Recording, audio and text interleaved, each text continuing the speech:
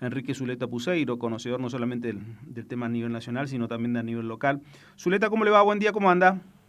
Encantado, ¿cómo están? Buenos días. Gracias por atendernos. Zuleta, ¿cómo ve todo lo nacional que se está armando, la no candidatura a este desprendimiento de Cristina, y cómo se está moviendo el gobierno nacional de cara a las próximas elecciones? Bueno, el sistema, lo hemos dicho muchas veces en Sudamericana, está mutando. Es una mutación, no es un cambio de características externas. Están cambiando los actores, los procesos, las agendas, los ritmos, y me parece que eso lo exhiben con mayor fuerza los dos grandes espacios. Uno es el espacio de Cambiemos, y otro es el espacio del peronismo o kirchnerismo, que es uno de los 7 espacios en que está dividido el peronismo hoy, ¿no?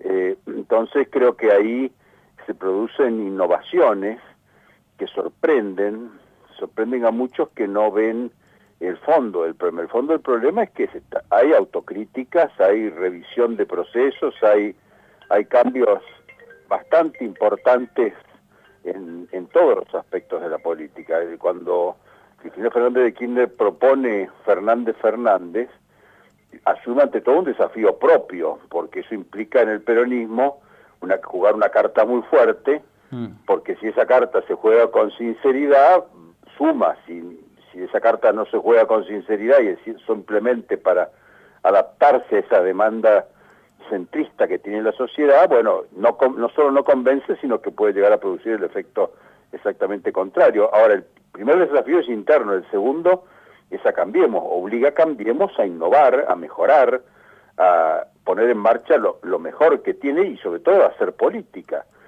El presidente ha estado rodeado mucho tiempo de gente que cree que la política es un accidente, es una restricción que tiene la decisión y la política económica, y no ha hecho política, realmente más bien ha jugado durante mucho tiempo a un proceso de fragmentación, de polarización, y entonces eso realmente lo ha debilitado. Eso no lo ha hecho crecer, sino al contrario, lo ha hecho finalmente estar en desventaja frente al otro polo opuesto. Ahora, los dos polos se dan cuenta que hay que hacer aflorar lo mejor que tiene la política argentina, que es este proceso de innovación. Básicamente el centro está en los gobiernos locales, grandes intendentes y todos muy buenos gobernadores en casi todas las provincias. Entonces, algunas provincias han hecho de esto una carta fuerte, ¿no es cierto? Corrientes es una de ellas. Ha hecho un cambio importante, hay casi una revolución política, diría yo, similar a la que ha habido en Córdoba, la que está existiendo en Santa Fe, o ha habido en San Juan, o en Neuquén. Los éxitos de los gobernadores son éxitos que tienen que ver con cambios profundos. Entonces me parece a mí que todos se están adaptando, algunos tienen respuestas, por ejemplo, los extremos, porque tienen poder, porque tienen representación, porque tienen posibilidades importantes de éxito en la elección que viene, y otros al no tener tantas posibilidades están en una posición más defensiva, más de adaptación. Eso le ha ocurrido al espacio de los gobernadores, que no tenía una propuesta ni en ideas ni en gente muy definida, tampoco gestó este espacio, se encontró con este espacio que la sociedad le reclamaba, o el caso de algunos peronismos. El caso del peronismo en Corrientes es clásico, desde el principio renunció a ser una alternativa, se dividió, se separó, se fragmentó, renunció a realmente articular y hacer política de convergencia, y bueno, va a pagar seguramente en las urnas ese error básico. Tal vez fue un error de la manera como concibió lo que estaba pasando en el país, y sobre todo me parece revela que el peronismo tiene todavía en muchas provincias una cuenta pendiente, que es reconciliarse con el territorio, dejar el sucursalismo. El peronismo correntino tuvo siempre pendiente del dedo de la Casa Rosada en la época de Menem y después en la época de Kirchner. Entonces eso es una especie de crisis de desarrollo que se va a ver en estas elecciones.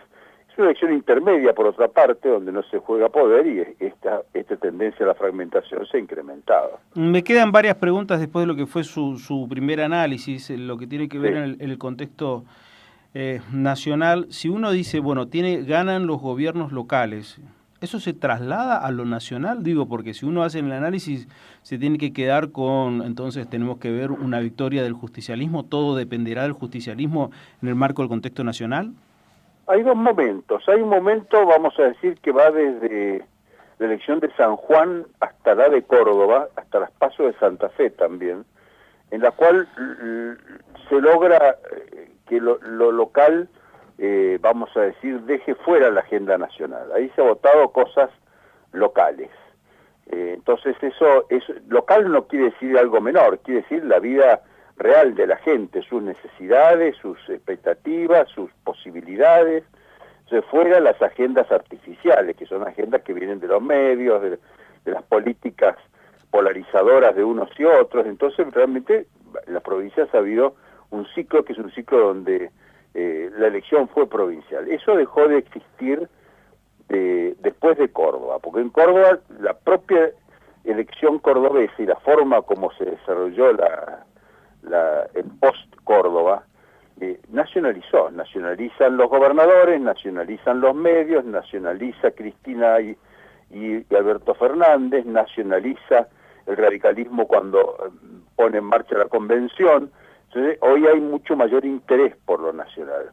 En el caso de Corrientes es diferente, porque en Corrientes lleva muchísimos años, pero muchos años, sabiendo que lo nacional es una coyuntura siempre, y que puede ser una coyuntura adversa, ¿no? Corrientes no es entendida cabalmente desde hace muchísimo tiempo, ni por unos ni por otros. A veces puede haber una situación más hostil, a veces menos hostil, como es el caso actual, pero sabe el correntino que se tiene que arreglar con lo propio, ha aprendido a valorar y a mensurar la importancia de la gente que gobierna, y eso ha beneficiado a los gobernadores, también ha beneficiado a la oposición, porque la oposición ha entendido que este camino, vamos a decir, que cuajó sobre todo en esta elección, es un camino que no conduce a nada. Hoy me imagino que estarán lamentando todos los dirigentes al ver que la gente les reclama unidad, claridad, ideas, compromisos, propuestas, y no tienen nada que ofrecer.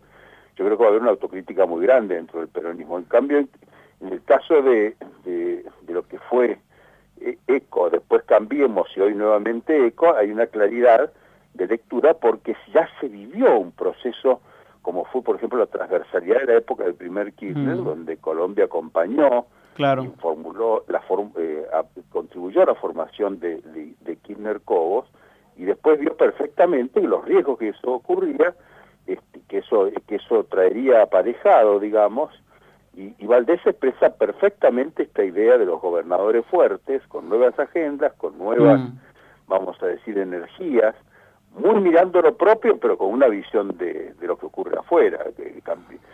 Bueno, Valdés, por ejemplo, es una figura clave hoy en Cambiemos, y si lo será seguramente en la convención, porque precisamente desde la fortaleza propia del territorio tiene en qué asentarse, tiene una palanca que puede mover muchas más cosas que la propia vida correntina. Por eso es escuchado y por eso forma parte de las mesas chicas, y todos esperan qué es lo que puede decir y agregar al proceso nacional. Claro, a mí me queda... Está en un buen momento Corrientes, en sentido internamente y externamente. Sí, me quedan un par de cosas, porque ahí en la descripción de los hechos usted da por sentado la victoria de ECO en Corrientes y habla mucho del liderazgo de Valdés.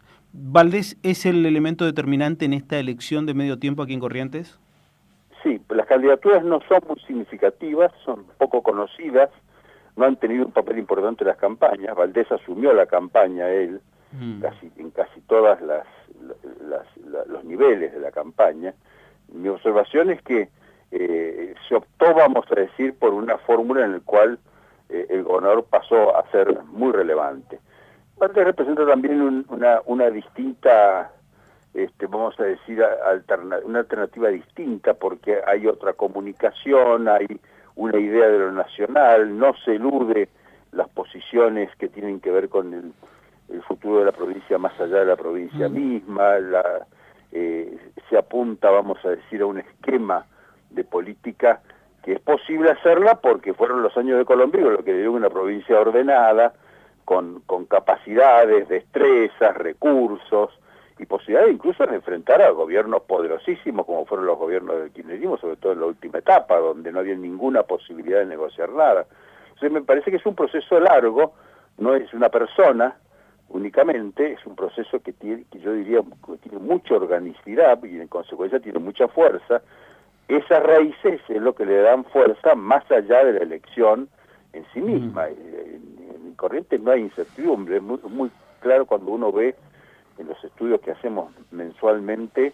Sí. Es una provincia donde hay una confianza en el futuro, no porque vean claridad en lo que está pasando en el país, sino porque se ve que yo diría que Corrientes ha hecho los sacrificios, ha tenido un estilo de austeridad, ha logrado con claridad, vamos a decir, identificar algunos objetivos, sabe que hay esos objetivos estuvieron pendientes porque eran muy difíciles en un contexto adverso, pueden volver a ser difíciles, como es la atracción de inversiones, la industrialización, la, vamos a decir, inserción de Corrientes en el país y en el mundo. Pueden llegar a ser difíciles, pero el correntino medio sabe que eso es posible y que se puede perseverar en la medida en que las cosas están ordenadas. Es una competencia en Corrientes hoy sobre el centro, más que sobre los extremos. La provincia no está polarizada, eso se muestra en el nivel de paz social que hay. Sí.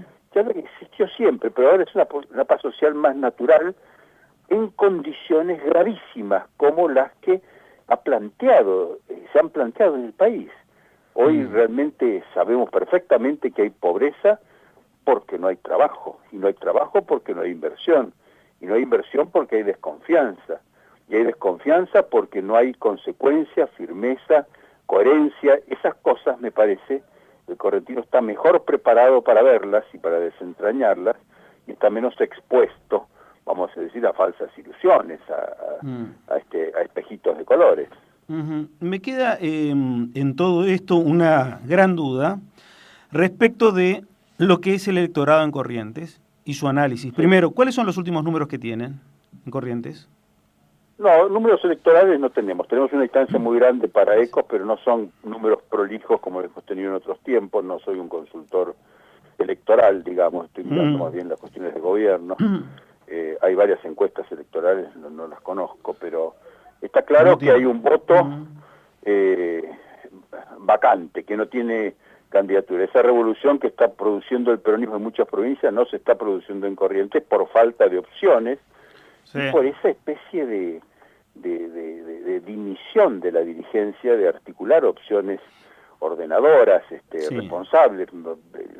Prefirieron los líderes del peronismo separarse, dividirse y representar kioscos distintos, seguramente no por una táctica electoral, sino más bien porque están desconcertados buscando qué es lo que está pasando. Me imagino el impacto que debe haber tenido el peronismo correntino una cuestión como Fernández o la emergencia de los gobernadores o la propia importancia de Massa, que es un dirigente muy importante nacional hoy, es muy gravitante. Todo gira en torno a lo que va a hacer Massa.